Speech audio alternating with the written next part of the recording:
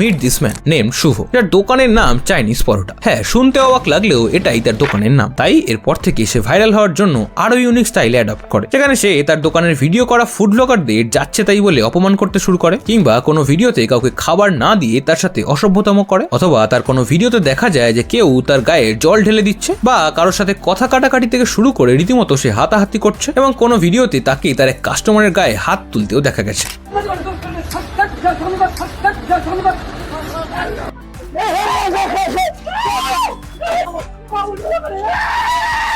আর এই সব কিছুর সাথে ভাট বকাও ফ্রিতেই রয়েছে। বাট তুমি এটা জানলে অবাক হবে যে তার এই সমস্ত ভিডিওতে দেখানো সমস্ত কিছুই, মানে তার ভিডিওতে এই সমস্ত কথা কাটাকাটি কিংবা তার গায়ে জল ঢেলে দেওয়া অথবা কাস্টমারের গায়ে হাত দেওয়া, এই সব কিছুই স্ক্রিপ্টেড। আর এর প্রমাণ আমি তার এক কাস্টমারের গায়ে হাত তোলার ভিডিওটা দেখে পাই, কারণ সেই ভিডিওতে সে যার গায়ে হাত তুললো সেটা তার নিজের ভাই, যার নাম জয়দেব।